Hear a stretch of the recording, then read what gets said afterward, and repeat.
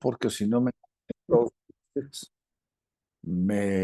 hoy vamos a estar viendo el tema que es sencillo, pero es sumamente importante. Se llama el proceso de un apóstol, porque vamos a ver el desarrollo y la realidad. Nos tenemos que preguntar, ¿una persona nace o se hace? Y la respuesta, yo creo, es muy sencilla. La respuesta es verdaderamente lógica.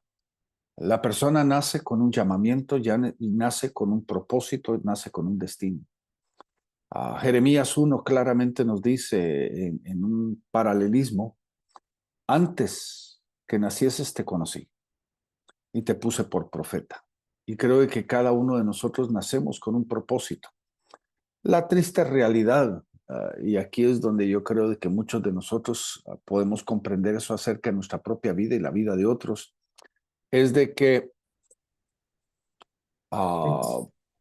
muchos nacemos con ese llamado, nacemos con ese propósito, pero no necesariamente cumplimos el propósito que Dios nos ha dado. Y no lo cumplimos porque tal vez estamos distraídos, estamos enfocados en mil y otras cosas que son secundarias, cosas que no tienen el propósito que Dios nos ha establecido en su palabra.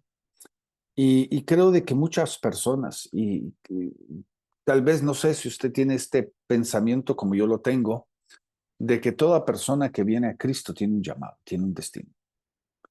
Lo que pasa es de que no todos lo descubren y no todos están suficientemente enfocados y dispuestos a pagar el precio por alcanzar ese destino y ese propósito que Dios les ha establecido desde antes de la fundación de la tierra.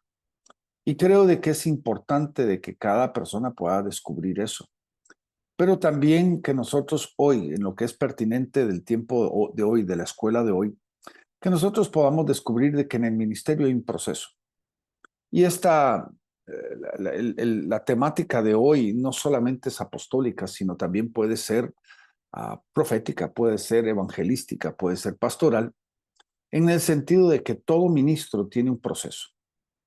Y en realidad, antes de que alguien pueda llegar a ser un apóstol, necesita recibir ese llamado y entender de que el proceso entre el dicho y el hecho, el proceso entre el llamamiento y la formación y el llegar a ser un ministro apostólico en este contexto, es un proceso mucho más largo.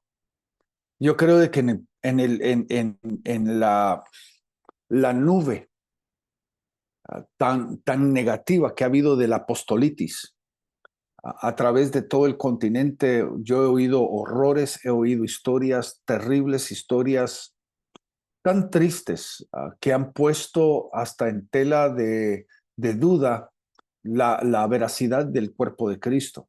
Pero también he oído casos tan irónicos. Oí del caso de un pastor brasileño que tenía 20 personas en su congregación y fue a un congreso, fue a un seminario. Y un tal profeta le oró, un tal profeta le profetizó de que el Señor lo estaba llamando a ser apóstol. Y el profeta cometió un terrible error, porque yo creo de que todo profeta cuando profetiza también tiene que tomarse el tiempo de dirigir a la persona en el camino correcto, el darle el consejo de cómo aplicar esa palabra a su vida. Pero ese tal apóstol regresa a su casa. Lo primero que hace es imprime tarjetas de presentación ya con el título apóstol. Y de repente, en el primer domingo, cuando se presenta delante de la congregación ya como apóstol, de los 20, 10 se fueron y le quedaron solo 10 pelagatos. Y creo de que, y sin exagerar, para no ponerlo en ninguna otra perspectiva de lo más saludable posible, es todos, absolutamente todos, el que es llamado tiene que ser procesado. Y todo proceso toma años, todo proceso toma una etapa de camino en el cual la persona no solamente tiene que ser adiestrada, capacitada, tiene que alcanzar experiencia, tiene que alcanzar cierto nivel de sabiduría para poder llegar al destino que Dios le ha trazado. Recordemos algo, y esto es generalista. Primero, Dios nos llama cuando nosotros no estamos listos. Y segundo, Dios nos llama porque nosotros somos incapaces, para que Él pueda hacer la obra que Él quiere hacer en nosotros. Si los zapatos que Dios nos da para usar, y me refiero al ministerio, nos caben bien, no es Dios el que nos llamó. Dios siempre nos da un zapato demasiado grande para que nosotros tengamos que llenarlo y depender de Él. Y creo de que no he conocido genuinamente a un verdadero apóstol que en el comienzo del llamamiento se siente increíblemente nervioso, porque siente que es incapaz. Miren, en los momentos cruciales de la vida, uno está en este mismo proceso. Yo me recuerdo el día que me casé con Cindy y yo la estaba esperando en el altar, ella entrando con su vestido blanco. Y yo me preguntaba en ese momento, yo sabía que yo la amaba intensamente, que yo la amaba profundamente, ella era la mujer para mi vida, pero todavía me preguntaba, ¿qué estoy haciendo aquí? No estoy listo para esto. Cuando estaba en el hospital recibiendo a mi primera hija, yo me preguntaba, ¿qué estoy haciendo aquí? No estoy listo para esto. Cuando me estaba en camino para poder tomar el liderazgo de Gracia Internacional, el Señor me despertó a las 3 de la mañana y yo le clamé al Señor y le dije las mismísimas palabras de Jesucristo en el Getsemaní: pasa de mí esta copa. Y la verdad es que cuando Dios nos llama, nunca, nunca, nunca vamos a estar nosotros listos para el llamamiento de Dios. Porque no depende de nuestra capacidad, depende de su obra en nosotros. Pero creo que es imperante que cada uno de nosotros podamos tomar como nota fundamental, no solamente para nuestra propia vida, sino para las personas a nuestro alrededor, aquellos ministros que Dios está levantando alrededor nuestro, de que entre el llamamiento y el terminar o la entrada ya al ministerio completamente hay un proceso larguísimo. A Pablo le tomó casi 14 años, a Felipe le tomó 20 años.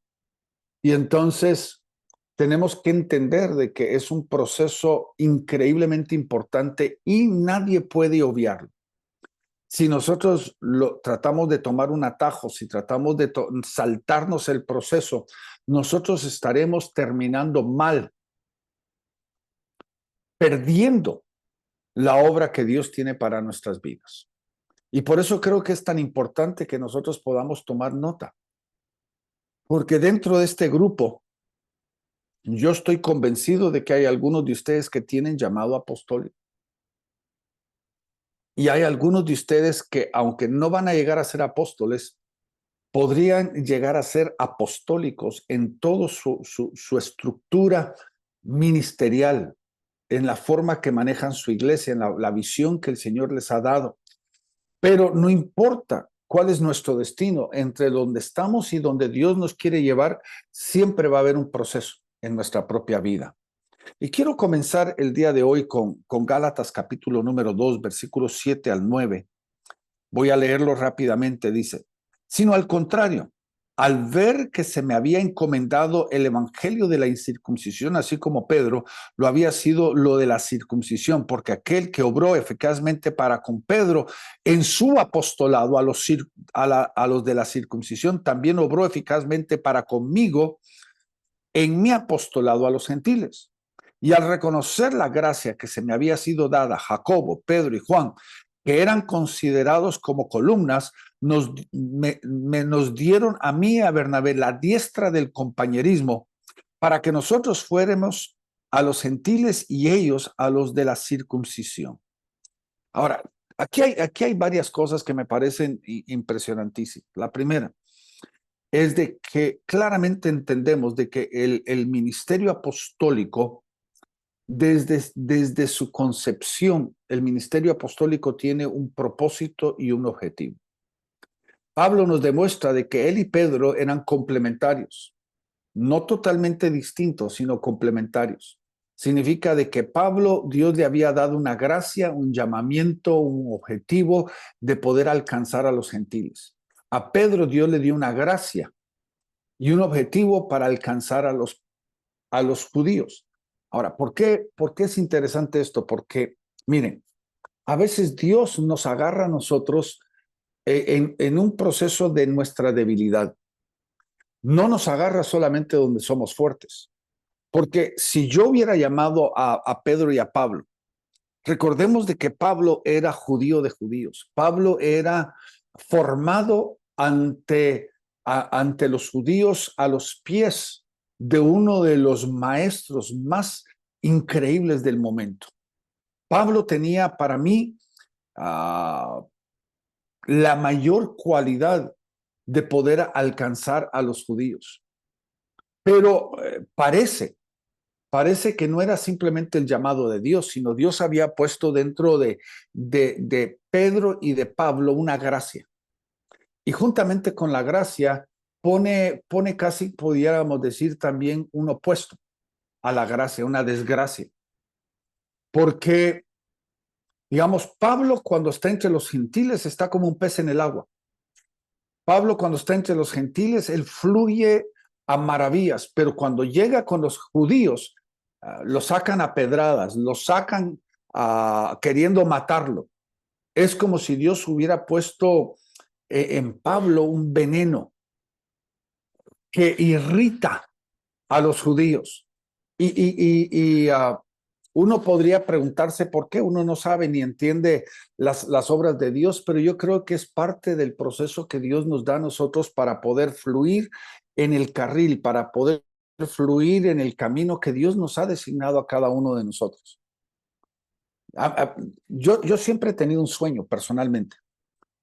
Como ustedes me conocen a mí, yo no, no tengo, digamos, tengo una planta de americano. Mi corazón, mi temperamento, mi cultura tiene influencias norteamericanas, pero principalmente latina. Pero hay algo bien interesante porque siempre he soñado el poder ministrar entre los americanos. Vivo en Estados Unidos y siempre he soñado el poder realmente ministrar entre los americanos. Pero Dios nunca me lo ha permitido. Digamos, de 365 días del año, si predico 2 veces en inglés, es mucho. Es como si Dios nunca tiene esa puerta cerrada. Dios no me ha permitido cruzar ese enfoque porque mi llamado primordialmente no es a los americanos, sino es a los latinoamericanos, es al resto del mundo. Y a veces Dios previene algunos problemas en el futuro. Dios previene poniendo ciertos obstáculos en nuestra propia vida. Y entonces podemos ver en este pasaje lo interesante de lo complementario. Si nosotros estuviéramos tropezándonos unos a otros y compitiendo los unos con otros, estaríamos destruyendo la obra de Dios. Y de tal forma que yo veo de que Pedro y Pablo realmente son complementarios. Dios le dice a Pedro, tú quédate del lado derecho, tú te quedas, Pablo, del lado izquierdo, y hay un traslape entre ustedes dos que es amistad, pero no se metan con lo que el otro está haciendo. Hay tanto por hacer, hay tanta labor por delante. ¿Para qué están queriendo ustedes meterse con lo que el otro está haciendo? Y entonces creo de que cada uno de nosotros tenemos que descubrir realmente cuál es la gracia que Dios ha puesto en cada uno de nosotros y aprender de que Dios nos da experiencias en el momento. Dios nos permite cruzar diferentes puentes para poder adquirir experiencia. Pero cuando el Señor habla acerca de un canal, Dios habla acerca de un carril, debemos de contentarnos en ese carril, sabiendo de que ahí es donde está la gracia y el don de Dios.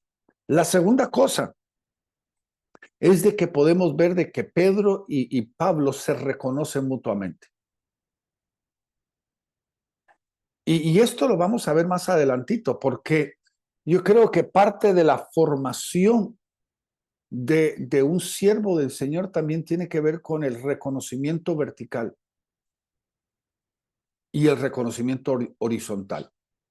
Parte de ese proceso, y en este caso, podemos ver de que Pablo es reconocido por los apóstoles de Jerusalén. Por eso claramente aquí Pablo usa una frase que me parece bien interesante: nos dieron la silla del compañerismo. No sé si algunos de ustedes han conocido algunas iglesias donde a los ministros los sientan a todos en la plataforma, o los sientan todos en un sector. Eso es exactamente lo que podríamos nosotros decir de que pasó en Jerusalén, que cuando se estaba dando un servicio, cuando se estaba dando una actividad, la actividad que nosotros podríamos ahí considerarlas el Concilio de Jerusalén, y estaban todos los apóstoles y todos los ancianos de la iglesia de Jerusalén. Los apóstoles se sentaron en un sector y a Pablo y a Bernabé los invitaron a que se sentaran con los 12 apóstoles. Y entonces Pablo nota de que este es un reconocimiento que viene a nivel horizontal de otros ministros, y ellos ratifican y validan el ministerio de Pablo y de Bernabé hacia los gentiles. Ahora, todo esto yo creo que tiene que ver con ciertas cosas que quiero dejar como sentado para la introducción de esto. Primero, todo apóstol es ordenado por Dios. Pablo claramente lo dice ahí en Colosenses: no es por voluntad humana, sino divina. Él fue destinado por Dios con un propósito, para dar testimonio a los gentiles. La segunda cosa, tenemos que entender de que cada persona tiene que ser formada. Ya lo recalqué y no lo puedo decir tantas veces como sea necesario. Es imperante de que una vida sea formada. Todo atajo, toda etapa que es obviada, si nos saltamos las etapas, yo creo de que estamos haciendo una destrucción. Estamos estancando o estamos permitiendo que alguien alcance algo que no está listo para poder enfrentar. Y por eso yo creo que es importante. Y lo que podríamos nosotros definir aquí son básicamente tres cosas. La primera, la persona necesita un proceso de aprendizaje, de conocimiento bíblico y ministerial. Necesita ser formado en las escrituras. Creo de que una de las problemáticas, me voy a salir del tema apostólico, pero sí creo que es muy importante. Una de las problemáticas fundamentales es de que hay dos ministerios, el profético y el evangelístico, que por el ambiente sobrenatural hemos permitido de que no tengan profundidad bíblica. Hemos aceptado de que ellos prediquen sin un fundamento genuinamente bíblico, hermenéutico. Yo comprendo de que hay una revelación de Dios profundísima, entiendo, vivo dentro de ese marco, pero no podemos nosotros edificar sobre la relación. Tenemos que primero edificar sobre un estudio profundo hermenéutico bíblico. Sobre ello edificamos y sobre ello vamos a caminar primero. La segunda es la experiencia. Nosotros no podemos obviar esa experiencia. No podemos obviar la experiencia. Todo apóstol necesita haber experimentado otros ministerios. El problema del por qué, y regreso a lo profético y a lo evangelístico, ¿Por qué estos ministerios son tan dañinos? Es porque ellos no han experimentado lo que es el derramar nuestra vida por 20, 25 años en una congregación. Algunos de ustedes que están aquí en esta clase han estado en sus congregaciones 10, 15, 20, 25 años. Y un evangelista, un profético, entra y quiere predicar un mensaje que quiere revolucionar la iglesia y en el proceso está destruyendo el trabajo que alguien ha tomado 20 años para edificar. Y cuando una persona viene desde esa perspectiva, no es de bendición a la iglesia local. Porque creo de que todo aquel que se levante en un púlpito, toda persona que tiene el honor de predicar, especialmente en la iglesia que no ha trabajado, necesita tener mucho cuidado de edificar y de trabajar y de animar lo que el pastor está haciendo. Pero si viene con un solo mensaje a querer revolucionar, viene a destruir el trabajo de un pastor, no está honrando a Dios. Y mucho tiene que ver con el hecho de que no ha experimentado el tener que trabajar con alguien. No ha tenido que llevar a alguien desde recién convertido, a través del discipulado, a través de todos sus altibajos, a través de sus problemas, a través aún de sus deslaves, a través de todas las diferentes situaciones que hay en una vida, y llevarlo a un liderazgo, llevarlo a una madurez. No ha tenido que vivir eso.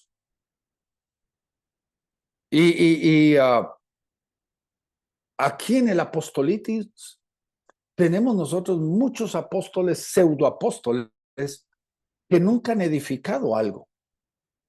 Yo creo que les he contado a ustedes, digamos, el caso que digamos, había una persona que estaba bajo la cobertura de mi papá y un muchacho que yo conocía desde recién nacido. Lo quería mucho. Y él empezó a llamarse apóstol y empezó a adoptar iglesias.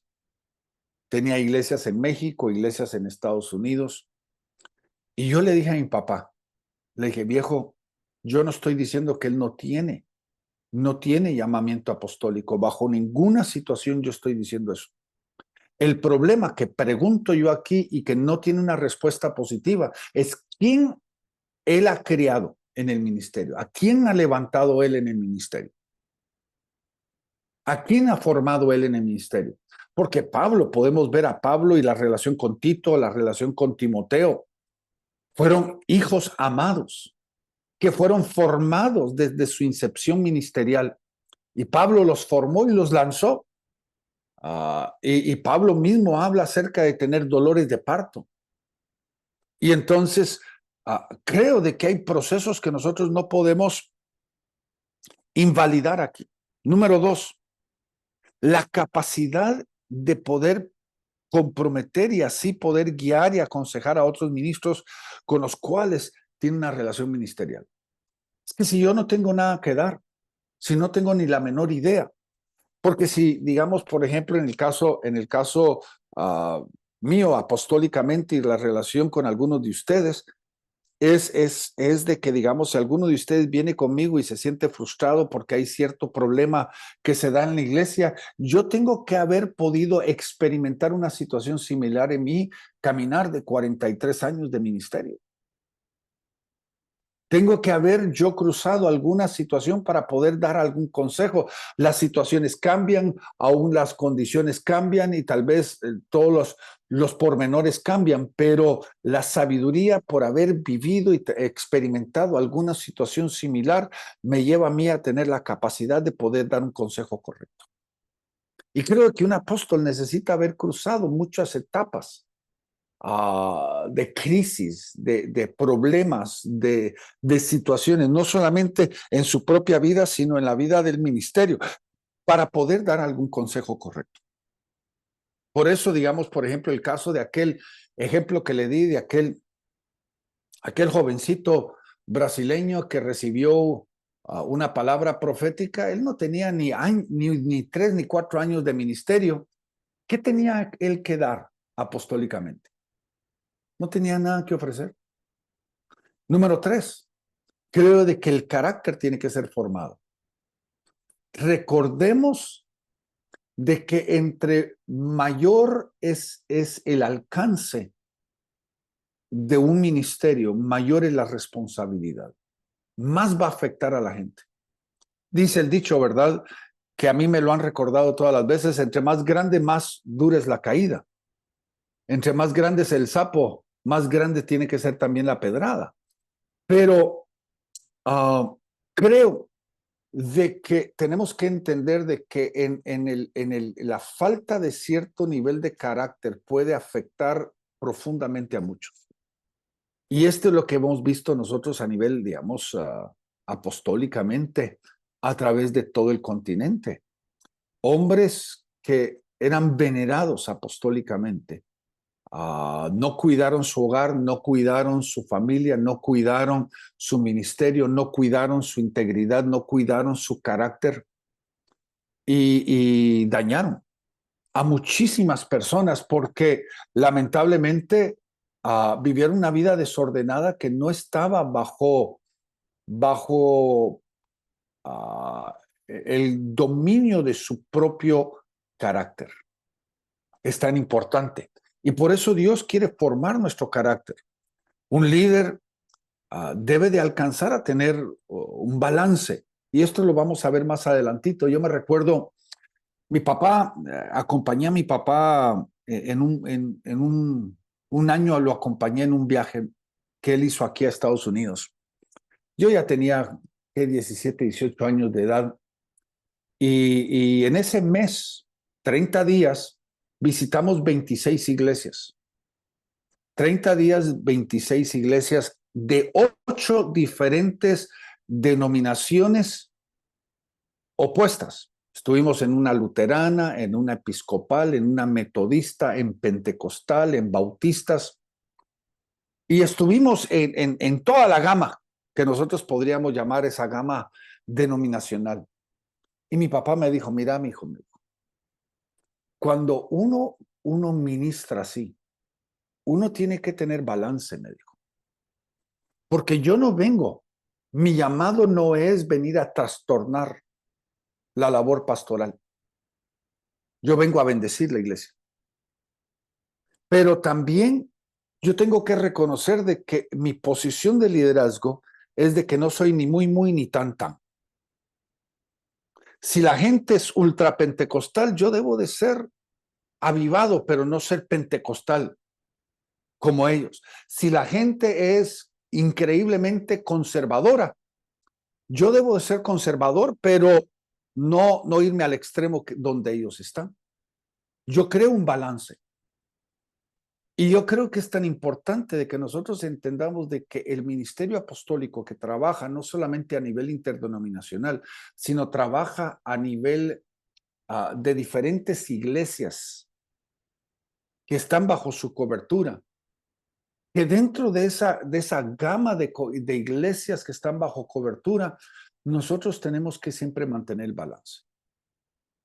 Por ejemplo, en una forma tan sencilla, mi papá me formó y me dijo, mira, mijo, observa al pastor. Si el pastor está usando saco, usamos saco. Si el pastor está usando corbata, tú usa corbata. Si el pastor hace algo, recuerda, él es tu norte cuando estás en una iglesia. Él es tu norte. Y creo que es importante reconocer de que hay un propósito de bendecir. Y eso nos lleva a nosotros, por ejemplo, un ejemplo de que cuando uno está en una iglesia, uno es pacificador. Uno no se va a meter a conflicto. Pero eso viene por el carácter. Porque hay gente, digamos, la gente rebelde, la gente peleonera, va a venir a buscarnos para tratar de envolvernos en un conflicto local. Y nuestro llamado es ser pacificador, de levantar el ministerio pastoral. Y han habido veces donde alguien viene conmigo con chisme. viene a murmurar contra el pastor. Yo le digo, espérese un momentito, hermano, voy a llamar al pastor y para que lo diga delante del pastor, y se traba. Ya no puede hablar. Porque lo que él está queriendo hacer es crear conflicto, mientras que la labor mía apostólica es ser pacificador. Y entonces entramos a ese proceso correcto. Ahora, quiero llevarlos el día de hoy a que veamos las vidas de ambos, de Pablo y de Felipe, y veamos el proceso de la formación. En el caso de Pablo, podemos entender de que Pablo, y es la historia muy conocida, Pablo es encontrado en Jerusalén como perseguidor. Después recibe cartas de autorización para poder perseguir a los cristianos que están en Damasco. Encontramos de que él tuvo un encuentro con Jesucristo y que desde ese momento el Señor le estaba hablando a un hombre llamado Ananías allá en Damasco de que Pablo tenía un llamamiento, que iba a ser llevado ante los reyes, ante los gobernadores, que él iba a poder testificar. Y también, interesantemente, le dice a Ananías que iba a morir por Dios, que iba a morir, va a tener que dar su vida por el evangelio. Y lo que encontramos es de que desde ese momento del encuentro que tuvo con Jesucristo en el camino a Damasco, Pablo comienza un proceso que, como les digo, más o menos de 14 a 17 años. Un proceso que creo de que tiene que ver con varias cosas. Su temperamento necesitaba ser formado. Él tenía que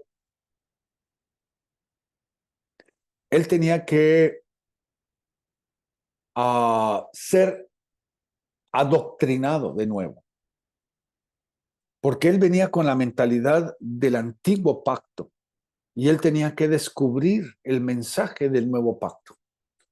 Y creo de que Pablo, no sé cómo ponerlo desde esta perspectiva. Creo que Pablo no lo entendía, pero Dios sí lo entendía. La iglesia de Jerusalén estaba realmente estancada. Ustedes saben de que Jerusalén había recibido la gran comisión. Lo encontramos en Mateo 28, en Marcos 16, en Hechos 1. La gran comisión, la iglesia de Jerusalén la había recibido, pero estaba rehusando cumplir con la gran comisión. Ellos tenían la misma tendencia de Pedro, de Andrés y de Pedro, de Jacob y de Juan, de quedarse en el monte de la transfiguración, de querer quedarse en el avivamiento, de olvidarse del mundo. Ellos estaban contentos con su avivamiento y se quedaron estancados. Pero había un problema fundamental que creo que Dios estaba queriendo arreglar por medio de Pablo. Y este problema creo que ustedes lo van a comprender. Es de que la iglesia de Jerusalén creía de que ellos no eran una alternativa del judaísmo, sino eran una extensión del judaísmo. La iglesia de Jerusalén se miraba a sí misma como una extensión del judaísmo. Y no comprendían de que tenía que haber un rompimiento, así como hubo un rompimiento entre el antiguo y el nuevo pacto, donde Dios cerró las ventanas, Dios cerró el hablar a través de profetas, cerró el Antiguo Testamento para poder comenzar con un nuevo pacto. Vemos nosotros que Dios empieza a trabajar a Pablo para poder reformarlo, que él pueda dejar atrás el antiguo pacto y poder entrar al nuevo pacto. Porque si él hubiera sido discipulado, y claramente varias veces Pablo recalca y dice de que él nunca bajó a Jerusalén para recibir ese discipulado. Él no menciona de que él tuvo que bajar a Jerusalén para poder ser discipulado por alguno de los apóstoles, sino mucho más menciona de que tuvo que ir a Arabia, que él allá en Damasco, que él en otros lugares fue discipulado él mismo por el Espíritu de Dios, él mismo por Jesucristo.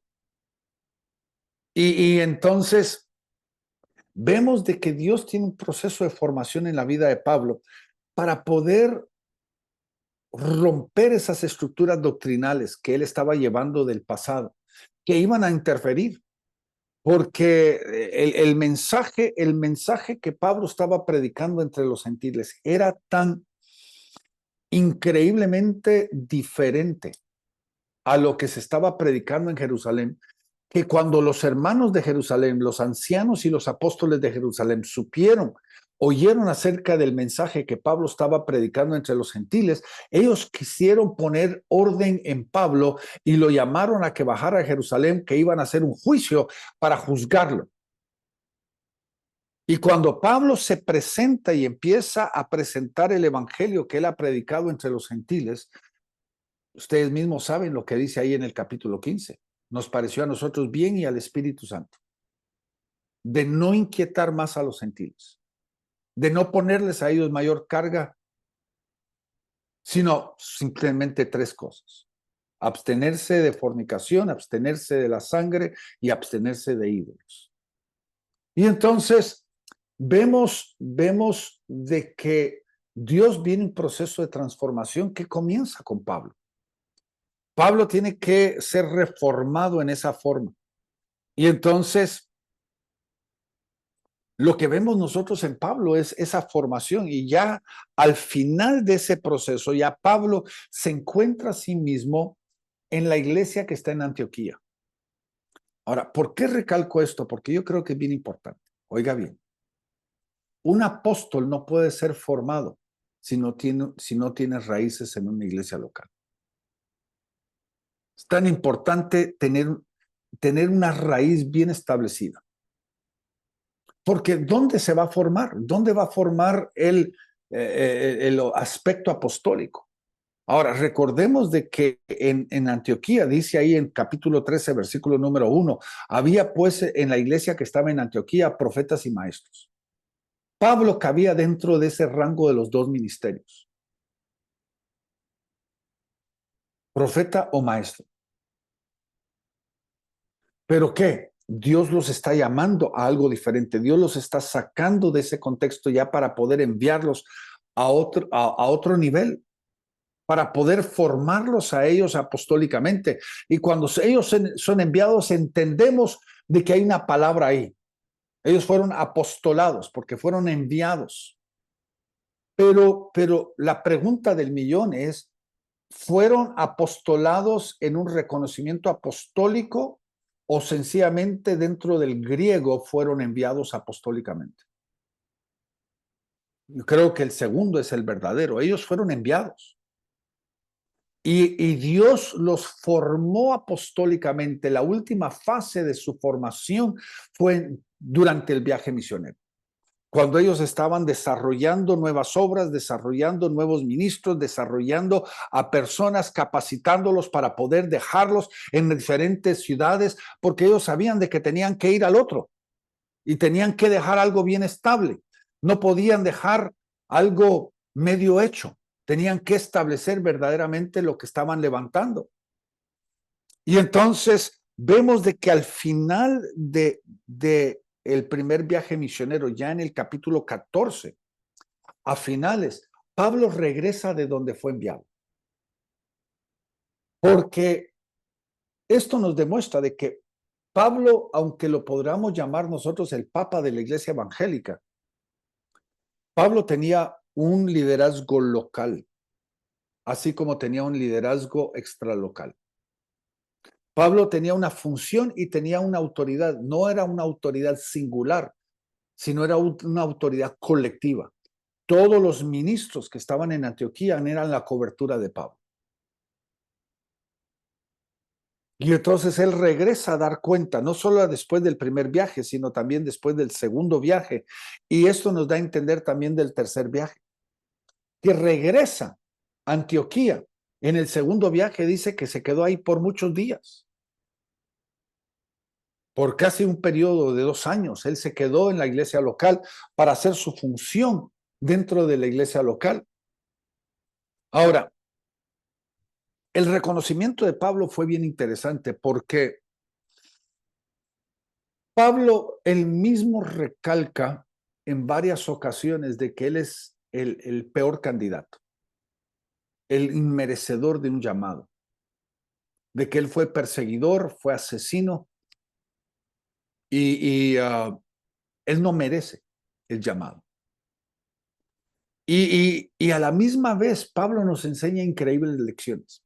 Miren, hay un falso entendimiento, una falsa presunción apostólica de que mi apostolado, y me refiero al generalmente no el de Darío, sino en el sentido general, es realmente un apostolado mundial o es un apostolado nacional o es un apostolado regional. Yo no dudo de que Dios pudiera llamar a alguien a un nivel, vamos a decir, transnacional, internacional. No lo dudo. Yo tengo ese llamado, pero nosotros no podemos pensar de que por tener un título apostólico nosotros tenemos en nuestras manos la nación. Que tenemos el derecho de poner y quitar, hacer y deshacer, hablar por la nación. Porque Pablo nos enseña una tremenda lección. Pablo nos enseña ahí en Primera de Corintios 9:2, y este es un pasaje muy interesante. Ahí en Primera de Corintios 9:2 dice, si para otros no soy apóstol, por lo menos para vosotros sí lo soy, pues vosotros sois el sello de mi apostolado en el Señor. Ahora, aquí nos comienza diciendo algo bien interesante. Pablo nos muestra algo bien interesante. Pablo no era un apóstol generalizado en ese sentido. Él no tenía un reconocimiento generalizado. Había un grande sector de la iglesia de Jesucristo que no creía ni aceptaba el apostolado de Pablo.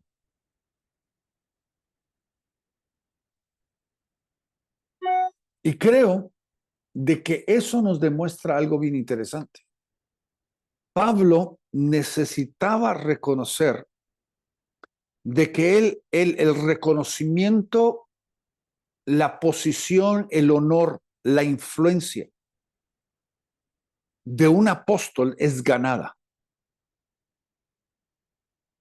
no es automática. Simplemente porque yo tenga un título, simplemente porque yo tenga una posición, simplemente porque tenga una función apostólica, no significa de que cualquier persona tiene que reconocer, tiene que honrarme. Y Pablo reconoce de que había un sector grande de la iglesia que no lo reconocía, que lo consideraba un bastardo, lo consideraba como una persona indigna. Recuerde que no es algo nuevo lo que algunos dicen hoy en estos días, de que los apóstoles se cerró el ciclo apostólico con la muerte de Juan. Eso no es nuevo.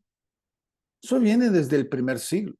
Viene desde la iglesia neotestamentaria, donde hubieron personas aún en Jerusalén y en otros lugares que decían, Pablo es un advenedizo, él no conoció a Jesucristo, él no tuvo un encuentro con Jesucristo, él no fue enseñado por Jesucristo, él no puede ser un apóstol. Y entonces Pablo decide, en vez de pelear contra eso, él decide reconocer de que su influencia no es generalizada. Pero él reconoce algo bien interesante aquí en este versículo 2. Dice, vosotros sois el sello de mi apostolado. Y creo, esto nos va a dar entendimiento de que una persona que es llamada apóstol tiene que tener un sello. Como lo dije yo, se lo dije a mi papá. Cuando le dije acerca de este muchacho, y lo llamo muchacho porque lo cargué de niño, ¿verdad? Usted tiene que entenderlo, recién nacido. Ahora ya es cuarentón. Pero yo le dije a mi papá, ¿quién ¿quién es un hijo ministerial de él? ¿A quién crió? ¿A quién formó? Porque Pablo nos está diciendo, vosotros sois el sello de mi apostolado. Y entonces hay una marca clara, experimental, de que una persona es un apóstol. Y tenemos que ver cuáles son esas marcas. Y entonces creo que es importante de que un apóstol aprenda a esperar su tiempo. Que un apóstol aprenda a no acelerarse. Miren, si yo estoy buscando títulos y si título fuera sacrosanto, todos tendrían que besar el dedo, el anillo. Me recuerdo una vez, mi secretaria en Guatemala llama a la oficina de un apóstol y este apóstol yo lo conocía amigablemente, éramos amigos, de tú a tá. Y ella cuando lo llamó a su oficina, dice, está el hermano fulano de tal.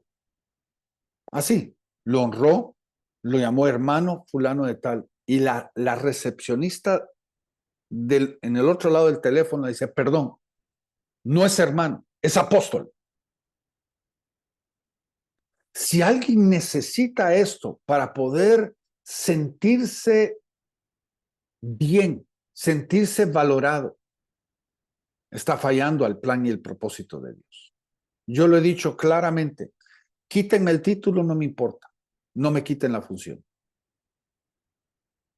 Ahora, veamos la vida de Felipe rápidamente, porque Felipe lo encontramos nosotros en el libro de Hechos, que es uno de los 7 que fue escogido, electo principalmente, para limpiar mesas. Lo interesante en Dios es esto, de que nunca nadie fue llamado a terminar donde comenzó. Lo voy a recalcar, si usted quiere escribir esto me parece muy interesante. Nadie fue llamado a terminar donde comenzó. Si una persona comienza como músico, no debe de terminar como músico. Si alguien comienza como ujier, no debe de terminar como ujier. Dios quiere llevarnos de gloria en gloria en gloria. Dios nos tiene un plan, un propósito, tiene un destino de elevarnos a nuevos niveles, si nosotros estamos dispuestos. Y yo creo, estoy convencido de que estos 7 hombres que fueron seleccionados para limpiar las mesas tenían un llamado ministerial. Vemos las 2 vidas que fueron enfocadas. Esteban y Felipe, ambos tenían un llamado. Esteban como profeta, porque vemos que él tiene los ojos abiertos, tiene una sensibilidad. Y Felipe como evangelista. Y entonces creo de que aquí nos demuestra de que alguien que tiene un llamado, ¿en dónde debe de comenzar? Claramente.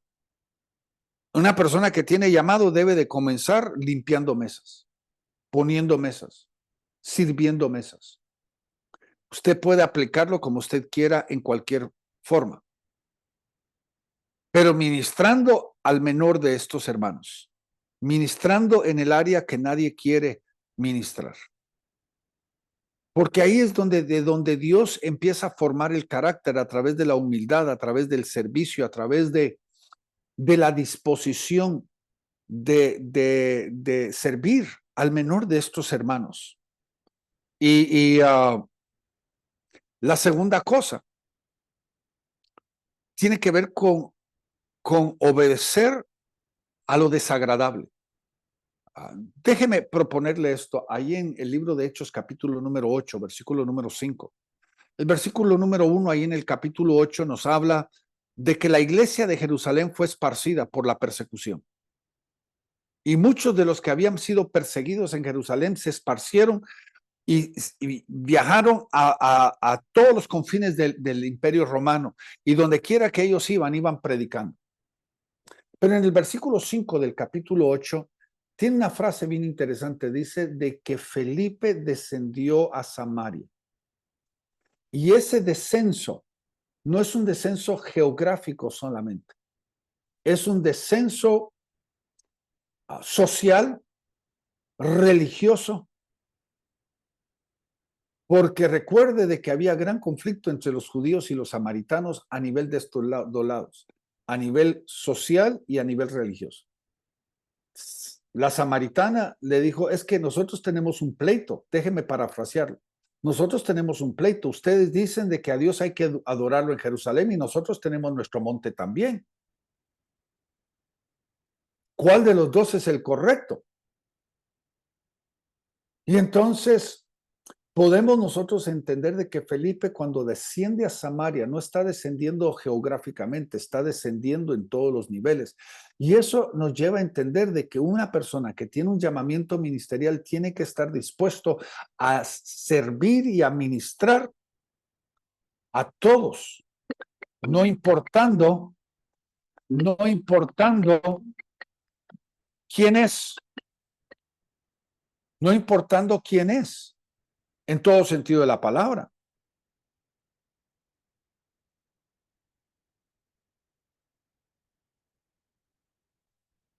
No importando quién es. Y cuando nosotros vemos esto, tenemos que entenderlo, de que tiene que estar dispuesto a ministrarle al menor de estos mis hermanos. Miren, nadie sabe, muy pocas veces yo lo he contado, pero yo comencé dando clases en el área de la escuela dominical. Yo comencé ministrándole a los niños de 4 o 5 años de edad. Y ahí fue donde Cindy se enamoró de mí, ella lo cuenta, de que un día estábamos ahí sirviendo en el área infantil y yo estaba en la aula de los 4 o 5 años de edad y yo estaba en el piso y todos los niños estaban encima de mí, me estaban haciendo lo que se llama en Guatemala percha, ¿verdad? Donde estaban encima. Uh, y entonces, cuando ella me vio que tenía una gracia con esos niños, ahí fue donde ella se enamoró de mí. Pero más tarde, cuando yo llegué a Guatemala, después de haber terminado mis estudios bíblicos, llego yo a Guatemala y lo primero que hago yo, me pongo a la disposición de dar una clase de recién convertidos. Me dieron a mis cinco recién convertidos y antes de que yo terminara esa clase, terminé con 45 bautizándolos a todos. Y entonces, creo de que un ministerio tiene que comenzar abajo, porque si no comienza abajo, no comprende los procesos que yo ya mencioné. Las experiencias y tiene la tendencia en abusar o tiene la tendencia en destruir en vez de edificar. Y entonces podemos ver de que Felipe trabaja con los rechazados, trabaja transculturalmente, aprende a amar y aceptar a las personas. Segundo, él estaba bajo autoridad, porque estaba dispuesto de que Pedro y Juan llegaran a supervisarlo. Y muchos, lamentablemente, muchos apóstoles no les gusta la supervisión. Yo he trabajado con gente que cuando los quiero supervisar me dice, ¿no tienes confianza conmigo? ¿No me confías? Cuando alguien te dice eso, la pregunta es, ¿qué andas escondiendo? Porque el que nada debe, nada teme. La cuarta cosa, no fue territorial. Miren, Felipe comprendía de que tenía fortalezas, pero tenía grandes debilidades. La fortaleza de Felipe era que obraban los milagros, la liberación, el poder de la predicación. Él tenía una autoridad cuando se ponía a predicar increíble. Pero Felipe tenía graves problemas, una debilidad en algunas áreas. La principal de sus debilidades era de que no tenía discernimiento. ¿Y qué hubiera pasado si Felipe no recibe la visita de Pedro y de Juan? La iglesia hubiera sido entregada a Simón, que se había hecho pasar por cristiano, y la iglesia se hubiera revertido a la hechicería. Y entonces, ¿qué pasa?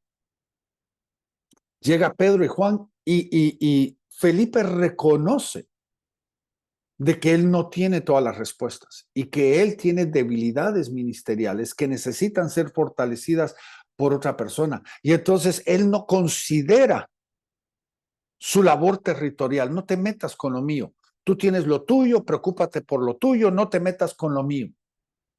Sino él reconocía de que nos necesitamos los unos a los otros, que en donde está tu fortaleza viene a fortalecer mi debilidad y mi fortaleza viene a fortalecer la tuya. Y entonces podemos ver eso tremendo. La quinta cosa de Felipe, fue obediente a no dejar de que el éxito defina quién él es. Miren, Felipe, y lo he predicado varias veces, Felipe tuvo más éxito que Pedro mismo. Felipe tuvo más éxito que Pedro mismo, porque Pedro se predicó 2 mensajes y se convirtieron 8,000. Y Felipe baja a Samaria y toda la ciudad viene a Cristo, la ciudad entera.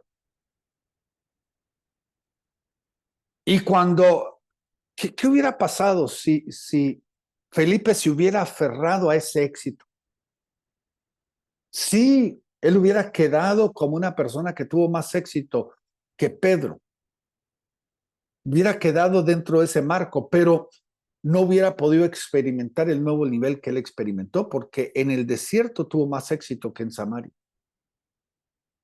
Porque llevando al etíope a Cristo, el discipularlo, el bautizarlo, lo llevó a él a tener un mayor éxito en el desierto que en la ciudad.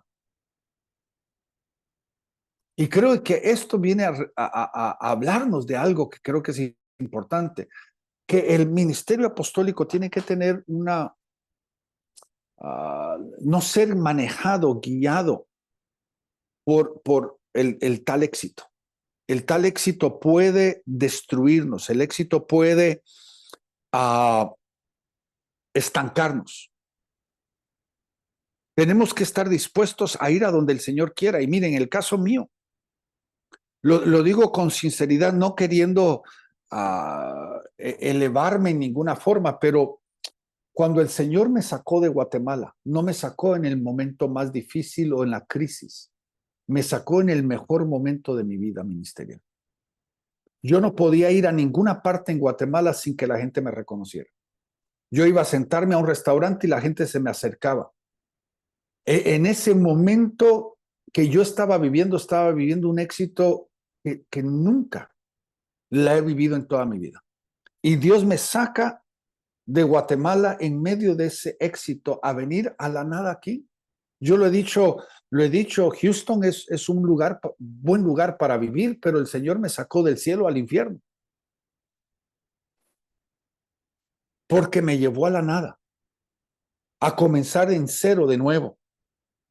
Y es parte del proceso de la formación de nuestras vidas. Veamos la sexta cosa. Está dispuesto a ministrarle a multitudes, pero también dispuesto a ministrarle a una sola persona. Miren, un amigo mío, ministerialmente hablando, lo invitó un pastor para ministrar en su iglesia. Apóstol, mi amigo. Fue invitado a ministrar en una iglesia y él aceptó ir a ministrar a esa iglesia. Pero cuando entró, solo habían como 8 personas en la congregación. No les miento ni les exagero. Este apóstol se levantó y se fue, dejando al pastor con la invitación hecha. Porque él dijo, yo no le ministro a esa cantidad de personas. Y creo de que Felipe nos enseña de que una persona que tiene esa, vamos a decir, esa disposición de poder predicarle a las multitudes y después poder predicarle a uno. Recuerden, ¿en dónde encontró él el mayor éxito? Y también dice de que él discipuló a este uno. Yo estoy convencido de que Felipe no simplemente se montó a la caravana para llevar a la persona a Cristo. sino que pasó días enteros con el eunuco, caminando hacia adelante, hacia Etiopía, hasta que llegaron a un punto en el cual no simplemente había un oasis, sino un punto en el cual el eunuco ya estaba fundamentado en la fe. Y entonces él es bautizado y Dios mira de que ya Felipe cerró este capítulo, cerró su propósito y se lo llevó, transportado espiritualmente. Ahora, termino a Felipe con este pensamiento. 20 años después, hasta en Hechos 21, 20 años después, es de que la palabra reconoce a Felipe como evangelista. Felipe está haciendo la función de evangelista, pero no es reconocido como evangelista hasta años después. Y creo de que esto nos enseña algo bien importante, algo muy importante, de que el proceso es bien importante. No, yo no estoy diciendo 20 años. El proceso para una persona podría ser 10 años, podría ser 5 años. Todo depende de lo que el Señor esté haciendo, obrando y el reconocimiento horizontal y vertical en la vida de la persona. Ahora, quiero irme al segundo punto y acelerarme porque, o si no, nunca vamos a terminar hoy. El segundo punto es esto: ¿cómo podemos comprender el sacrificio que ese llamado va a requerir? Creo de que necesitamos comprender el sacrificio que va a requerir para poder llegar al nivel que Dios tiene para nosotros. La primera cosa es, nosotros reconocemos ese llamamiento en una persona a través de dos formas. La primera, a través de la formación de su propia vida ministerial. Y la segunda es el desenvolvimiento del llamamiento y el ministerio. Pablo tenía un llamado, pero no se quedó estancado en el llamado, sino permitió el desenvolvimiento de su llamado y de su ministerio. La segunda cosa, y me voy a apresurar en este proceso, ustedes no son neófitos. Pablo siempre trabajó en equipo. Aún cuando estaba en la cárcel, tenía a alguien ahí. Porque nosotros no podemos invalidar el llamado que el Señor nos da. Miren, yo con mis 63 años de edad, la gente me pregunta a mí acerca de mi futuro. Y yo le digo la verdad. Yo hago una distinción entre mi posición como director de un ministerio y mi apostolado. Yo hago una distinción entre los dos. Yo sé de que eventualmente yo tengo que entregar una posición. La tengo que entregar. No me voy a morir con esta posición. Pero el ministerio apostólico hasta que me muera. Y la gente me pregunta, ¿qué es lo que usted quiere hacer al final de su vida? Miren, para que entiendan mis sueños. Imagínense que yo tengo 75, 78 años. Me encantaría estar pastoreando una iglesia local, pero estando desarrollando a la misma vez 2 o 3 ministerios jóvenes. Imagínense tener a 3 muchachos de 25 años conmigo, formando sus vidas ministerialmente. Para mí, ese es el cielo. Esa es la gloria. Cerrar mis años desarrollando a 3 muchachos sería para mí el cielo. Usar mis últimos días para formar vidas sería la culminación de todo un proceso. Y lo que yo miro en Pablo es ese mismo espíritu. Donde quiera que Pablo andaba formando y discipulando. Aun cuando estaba en la cárcel, tenía gente que estaba él trabajando y formando en su propia vida. La tercera cosa es Pablo siempre se desenvolvió con sus prioridades. Y si usted nota, yo lo estoy poniendo en un orden. Le parecería que está fuera de orden, pero no. porque estas son las cartas de Pablo que demuestran el orden y el progreso de la vida y del desarrollo de Pablo. Note, 1 Tesalonicenses 1:1, Pablo, Silvano y Timoteo, el ministerio en equipo. Segundo de Tesalonicenses, él está desenvolviendo prioridades, donde dice a la iglesia de los tesalonicenses en Dios nuestro Padre y el Señor Jesucristo, porque él está verdaderamente empezando a enfocarse en una prioridad. Más tarde escribe 1 Corintios, y si usted ha leído 1 y 2 Corintios, usted sabe de que Pablo tiene un listado, para cada uno de los libros él tiene un listado de todo lo que él tiene que escribir. Tiene prioridades. Y Pablo le demuestra a la iglesia de Corinto, donde dice, yo fui llamado a ser apóstol. Ya cuando él entra a 2 Corintios, él reconoce de que es por voluntad de Dios, no de hombre. Ya cuando escribe Gálatas, Pablo claramente demuestra de que no lo recibió de parte, digamos, su formación y su trabajo. Hubieron diferentes influencias como Ananías, como Bernabé, como Silas, diferentes influencias en su propia vida, pero lo que ha recibido, no lo ha recibido de hombre, sino del mismo Jesucristo. Ya en el quinto punto, allá en Romanos capítulo número 1, Pablo dice esto, Pablo, siervo, o en otra palabra, esclavo de Cristo Jesús. Él ya llegó a un punto a nivel apostólico donde dice de que verdaderamente lo que reconoce es de que aunque es una persona de influencia, una persona reconocida en el mundo, no es nada más y menos que un esclavo de Jesucristo. Y Pablo lo recalca ahí en Tito 1:1, porque algo que nosotros debemos de nunca olvidar es de que el apóstol es un siervo, un servidor, para que otros logren su destino, para que otros alcancen su propósito. Más adelante en Filemón, perdóneme, 1:1, Pablo dice, Pablo, prisionero de Cristo Jesús. Está reconociendo la obra que Dios está haciendo. Ya cuando él llega a Filipenses,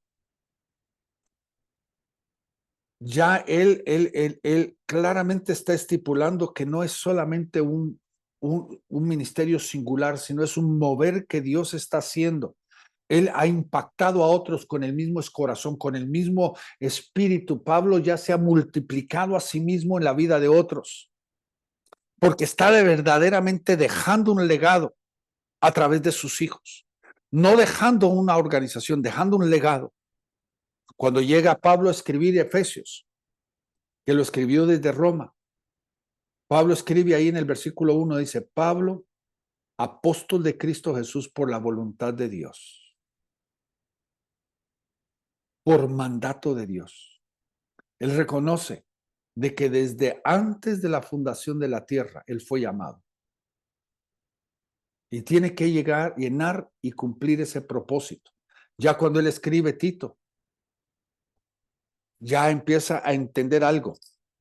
Porque usted y yo sabemos de que cuando Pablo escribe Filipenses en el capítulo número 3, él está hablando acerca de los escogidos. Dice, no sé si yo lo he alcanzado ya o si ya lo he logrado, pero una cosa algo, olvidando lo que queda atrás, prosigo hacia adelante.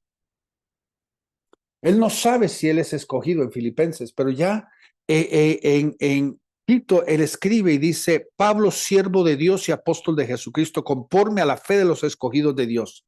Pablo reconoce de que él es escogido, un escogido de Dios. Y termina con 2 de Timoteo, también escrito desde Roma, es una de las epístolas de prisiones. Pablo escribe, apóstol de Cristo Jesús y por la voluntad de Dios. Pablo sigue caminando hasta el fin, porque entiende de que el apostolado no es un destino. Oiga bien, no es un destino, es un proceso que no deja de trabajar. Ahora, quiero en los próximos minutos que nos toca quiero terminar la clase de hoy hablando del proceso final del apostolado. Y literalmente hay 6 cosas que yo quiero dejarles a ustedes, que casi también son un resumen de todo lo dicho. Pero quiero recalcar, cuando una persona es llamada al ministerio apostólico, tiene que cruzar diferentes procesos, procesos educativos, procesos experimentales. Tiene que poder experimentar el pastorado, tiene que poder experimentar otras áreas y facetas del ministerio. Pero es también importante de que sea mentorado por otros apóstoles. Creo de que esto es exactamente lo que estamos haciendo aquí. Hay un dicho que yo he dicho en algunas clases, que los que han tomado estas clases saben a lo que me estoy refiriendo. Tengo un dicho que dice, ¿cómo puede un águila enseñarle a un gato a volar? Creo de que una persona que tiene un llamado profético necesita terminar la formación de su ministerio estando bajo el mentoreo de un profeta. Una persona que tiene un llamado pastoral necesita terminar su proceso bajo el mentoreo de un pastor. Y lo mismo apostólicamente, porque lo que tengo es lo que te doy. Y hay llamados diferentes. Cuando hablamos de cómo puede un águila enseñarle a un gato a volar, el gato fue formado para aterrizar. Esto es lo que debemos de entender. Si usted ha tenido un gato y usted tira un gato al aire, el gato en medio del aire se da la vuelta, encuentra su norte y se prepara para aterrizar. No importa qué tan alto sea, el gato se prepara a aterrizar. Y el águila, que fue llamada a volar, la formación de un aguilucho es de que el águila agarra al aguilucho y lo sube a las alturas y lo deja caer. Y le dice, mira, mijo, estoy hablando lenguaje de un águila. Solo extendes tus alas y la naturaleza va a tomar su lugar. Pero tal vez el aguilucho se atemoriza, tal vez no piensa, no analiza el proceso, no deja que la naturaleza tome su causa. Y entonces viene cayendo, entonces la águila agarra al aguilucho de nuevo, la sube a las alturas y la deja caer. Y repite ese proceso hasta que le agarró al aguilucho la idea de abrir las alas. Pero ¿qué pasa cuando el águila agarra a un gato y lo deja caer de las alturas? El gato no fue llamado a volar, fue llamado a aterrizar. Y esto es lo que pasa en la iglesia moderna. Es mi problema fundamental que tengo con la iglesia moderna, donde gente que tiene un llamado profético se le pone debajo de otra unción. Se le pone debajo de una unción magisterial, se le pone debajo de una unción evangelística. Y por eso nosotros tenemos gente que verdaderamente no está fluyendo en sus dones. Yo creo de que hay una influencia que viene de otros, pero el cerrar el ciclo, el terminar la formación de la vida de un apóstol necesita el mentoreo de otro apóstol. Y por eso esto es lo que estamos haciendo aquí. Número 2, el apóstol necesita entender y con paciencia esperar todo reconocimiento. El reconocimiento ha sido un increíble dilema en el cuerpo de Cristo. Miren, yo he tenido varios problemas con con 2 lados de la moneda a nivel de reconocimiento. De un lado, me recuerdo de 2 ministros. Estoy hablando de hace 20 años atrás, 22 años atrás. 2 ministros que fueron a un congreso profético. Y ahí en el congreso profético, el profeta los agarró y les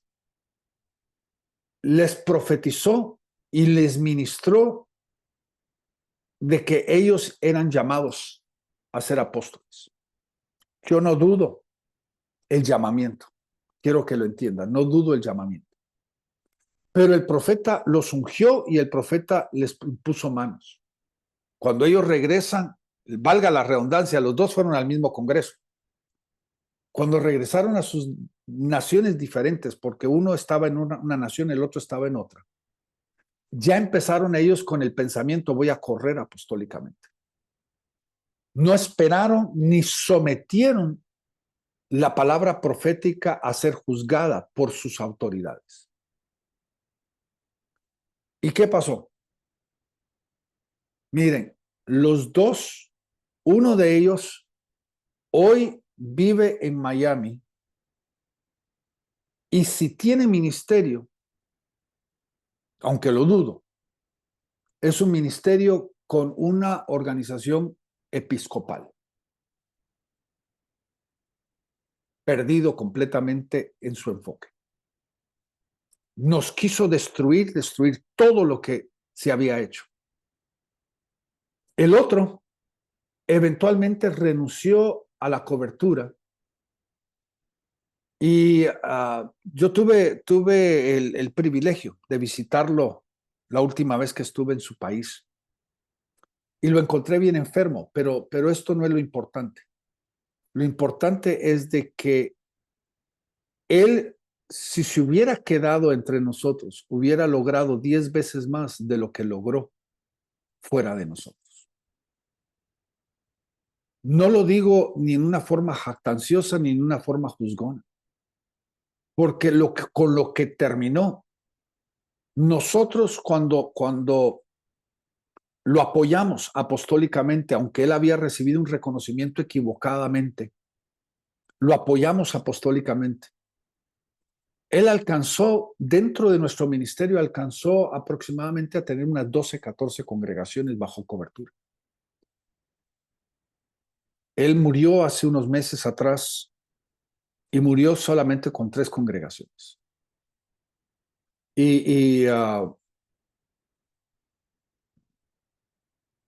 Cuando lo fui a visitar el año pasado, me entristecí porque fue un recurso tan increíble que nosotros teníamos, pero dejó que el orgullo de un reconocimiento externo lo torciera, lo desviara de una relación tan importante. Tenemos que entender de que el reconocimiento viene primordialmente de lo vertical. No es, oiga bien lo que le voy a decir, vamos a ver de esto más tarde, pero el pueblo no reconoce al apóstol. La congregación no le da el título de apóstol. El padre no es reconocido por sus hijos. El padre es el que le da reconocimiento a sus hijos. La identidad no viene de abajo para arriba, la identidad viene de arriba para abajo. Pero también Pablo nos enseña de que viene el reconocimiento de otros coiguales. Pablo es reconocido apostólicamente horizontalmente por otros apóstoles. Pero eso es parte del proceso y creo que es bien importante. Normalmente tiene que venir como un orden de autoridad. Tercero, la iglesia no reconoce a su pastor. Estoy hablando de un reconocimiento ministerial. Los hijos no le dan identidad a los padres. Es un orden incorrecto. Si yo necesito encontrar mi valor como persona en qué también se portan mis hijos, yo estoy mal. Pero mis hijos no me dan identidad a mí. Yo soy el que le doy identidad a ellos. Yo soy el que le doy valor. Yo los afirmo. Yo soy el que los animo. La cuarta cosa. Nosotros vemos cómo el apóstol es el que da instrucción y da motivación, exhortación a otros ministerios. No puedo dar algo que no tengo. Y tenemos que entender de que eso va más allá de simplemente una clase. Es una formación de vida. Es una forma que la vida es formada. Quinto, antes de que pueda haber un reconocimiento, tiene que haber una función. La función es increíblemente importante. En la función es donde nosotros desarrollamos vidas, donde estamos dando a luz vidas, donde nosotros estamos creando hijos en el ministerio. Recuerde lo que ya ha aprendido usted durante esta serie de enseñanzas. El ministerio apostólico, más que un sembrador de iglesias, es un padre de ministros. Ya se lo he dicho varias veces. Y sí, como padre ministerial, abre iglesias. Pero nosotros no podemos agarrar y decir, tiene 10 iglesias que ha formado, entonces es un apóstol. No, es apóstol porque ha tenido 10 hijos ministeriales. Ha formado a 10 ministros. Y como proceso de ministrar y de formar ministros, ha abierto iglesias. Segundo, dentro de esto, la pregunta es, ¿en dónde cabe el concepto del éxito? Miren, nosotros no vamos a fundamentar toda nuestra expectativa y todo nuestro pensamiento en lo que nosotros podríamos llamar éxito. Pero creo de que cuando la palabra de Dios habla acerca del don, la palabra claramente nos dice de que el don abre la puerta. El don nos da la capacidad y produce un resultado. Miren, lo voy a poner desde esta perspectiva. Yo, Darío, de los 5 ministerios, el menor de los míos es el evangelístico. Yo de evangelista tengo un 0 a la izquierda. Yo me moriría de hambre. No tengo la audacia, no tengo la gracia de hablar como un evangelista hablaría. Pero ¿qué pasa? Hoy en el ministerio la gente está queriendo fungir donde Dios no los llamó a fungir. Y en el proceso no van a encontrar ningún resultado. Porque uno que no tiene don de evangelismo no debe de sorprenderse de que no tiene el resultado que un evangelista tendría. Lo mismo con lo profético, lo mismo con lo pastoral, lo mismo con lo magisterial y lo apostólico. El don es el que abre la puerta y entonces creo de que tenemos que mirar qué resultados tiene una persona. Dentro del proceso de la formación de un apóstol, tenemos que ver qué resultado hay. Porque aunque el éxito es algo que es imposible de definir en un solo criterio, porque una persona, un pastor que tiene 50 miembros puede tener éxito con los 50 miembros, pero un pastor que tiene 5,000 miembros puede ser un fracaso con los 5,000 si Dios lo llamó a tener más. Y entonces creo de que nosotros tenemos que entender que el éxito está íntimamente relacionado con el llamado que Dios nos ha dado. Pero tenemos que tener resultados. Si vamos a demostrar que somos algo, tenemos que tener ciertos resultados. Y creo que eso es importante. Y termino el día de hoy con esto. ¿Qué marcas hay en que una persona es un apóstol? ¿Qué marcas hubieron en Pablo? ¿Qué marcas hubieron en Pedro? ¿Qué marcas hubieron en Bernabé? ¿Qué marcas hubieron en Silas? Lo que claramente entendemos son 3 cosas. La primera, tiene hijos en el ministerio que él ha levantado. Ya lo hemos hablado. Tenemos la gracia de poder ver el llamamiento, tenemos la gracia de poder agarrar a alguien y empezar a formarlo, a abrirle camino, a darle oportunidad. Segundo, ha hecho otras labores ministeriales y ha dejado buen fruto, bien establecido. Y tercero, y con esto termino, tiene una iglesia la cual está dirigiendo que tiene cierto nivel de éxito. Miren, yo hoy estoy en cierto nivel de melancolía porque a mí me fascina el tener una congregación. Me fascina. Me fascina estar con la gente. Pero tal vez lo que más me fascina es el ayudar y formar vidas. Y creo de que un apóstol que tiene una congregación no debe de perder el tiempo. Debe de verdaderamente enfocarse en la gente que tiene y empoderarlos a ellos para que hagan la obra del ministerio, pero también desarrollar sus vidas. Porque si nosotros no tomamos ventaja, no aprovechamos el don que Dios nos ha dado, el tiempo va a pasar y no cumpliremos el llamado que Dios nos ha dado. Algunos de ustedes realmente tienen un llamado apostólico. Y yo haría inventario de la gente que yo tengo en la iglesia. Y me empezaría a enfocar en cada uno de ellos para subirlos a un nuevo nivel. De ellos el Señor va a llamar a algunos al ministerio.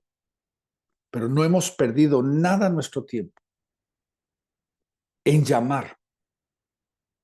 El fundador de Grace Internacional a nivel de los americanos, un hombre llamado de apellido Harms, estamos hablando en los años 1930 y algo, pastoreaba una iglesia llamada el Tabernáculo Colonial en el área de Los Ángeles, California. Una iglesia muy bonita, siempre llena. Él era buen predicador, era un buen organizador, un buen administrador, pero él era un apóstol nato, donde no había gente que tuviera títulos o reconocimientos apostólicos. Él era un verdadero apóstol. Y él tenía un dicho que decía, si Dios no te llama, yo te llamo. Ese era su dicho. Si Dios no te llama, yo sí te llamo. Y él de su iglesia mandó a 200 parejas al ministerio. 200. Y entonces creo de que no es falta ni de recurso ni de capacidad, sino muchas veces es falta de voluntad. Tenemos temor de perder lo que tenemos. Pero la Biblia dice que el que no pierde no va a ganar. Tenemos que perder para poder ganar. Y todo lo que nosotros perdamos en el ministerio, Dios siempre lo va a multiplicar. No le estoy pidiendo ofrenda, tranquilo. Le estoy dando un principio. Y creo que es importantísimo que nosotros entendamos de que estos puntos realmente son el proceso de un apóstol. Y con esto quiero terminar la clase de hoy. No sé si hay alguna persona que tenga algún comentario, algún insulto o algo. Puede hacer la pregunta.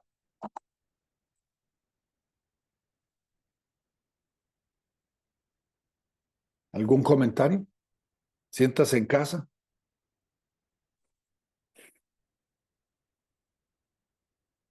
Bueno, hermanos, quiero que sepan que los amo. Estoy orgulloso de ser parte de sus vidas, de sus ministerios, de ver cómo algunos de ustedes están floreciendo increíblemente. Agradezco a Dios por eso. Estoy tan gozoso de ver lo que Dios está haciendo en sus vidas. Y quiero que sepa de que estoy añorando poder ver más. Y entonces quiero bendecir sus vidas y desear que Dios cumpla su propósito. Y nos vemos el próximo mes de septiembre. La paz de Dios. Beso a todos ustedes. La paz. Bendiciones, bendiciones. Amén. Gracias, apóstol. Apóstol, muchas gracias. Muchas gracias. Gracias. Un abrazo a Gracias. todos. Bendiciones. Gracias.